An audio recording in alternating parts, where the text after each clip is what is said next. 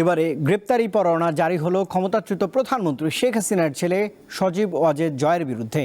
জুলাই গণঅভ্যুত্থানের সময় ইন্টারনেট বন্ধ করে গণহত্যার সহযোগিতার অভিযোগে তার বিরুদ্ধে ট্রাইব্যুনালে অভিযোগ দাখিল করেছে প্রসিকিউশন। অভিযোগ আমলে নিয়ে বৃহস্পতিবার জয়ের বিরুদ্ধে এই গ্রেপ্তারি পরোয়ানা জারি করেছে আন্তর্জাতিক অপরাধ ট্রাইব্যুনাল।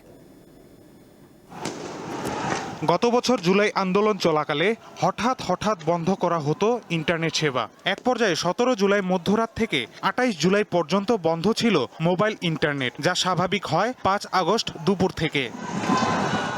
ওই সময় শেখ হাসিনার তথ্য ও যোগাযোগ প্রযুক্তি উপদেষ্টা ছিলেন তার ছেলে সজীব ওয়াজেদ জয় এবং তথ্য ও যোগাযোগ প্রযুক্তি প্রতিমন্ত্রী ছিলেন জুনাইদ আহমেদ পলক। তাদের দুইজনের বিরুদ্ধেই অভিযোগ আনা হয় ট্রাইব্যুনালে। আন্দোলনরত ছাত্র জনতাকে হত্যার নির্দেশ তৎকালীন প্রধানমন্ত্রী দিয়েছিলেন।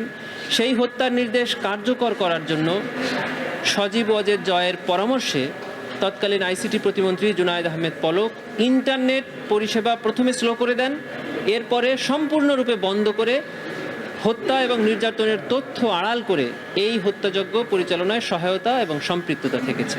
কারফিউ দিয়ে ছাত্র জনতাকে হত্যার পরিকল্পনার পৃথক অভিযোগ আনা হয় সাবেক আইনমন্ত্রী আনিসুল হক ও সাবেক উপদেষ্টা সালমান এফ রহমানের বিরুদ্ধে। তাদের বিরুদ্ধে উস্কানিমূলক কথোপকথনের প্রমাণ মিলেছে বলে জানায় প্রসিকিউশন। ওনারা জুলাই গণঅভ্যুত্থান চলাকালে একটা ফোনে কথোপকথন করেন। ওনারা এই কথোপকথনের এক পর্যায়ে ওনারা বলেন যে কারফিউ চলা অবস্থায় এদেরকে মানে আন্দোলনকারী ছাত্র জনতাদেরকে শেষ করে দিতে হবে। 19 তারিখে ওনাদের এই বক্তব্যের প্রেক্ষিতে 20 তারিখ এবং তার পরবর্তীতে ঢাকা শহর সহ দেশের বিভিন্ন স্থানে ছাত্র জনতাকে নির্বিচারে গুলি করে হত্যা করা হয়।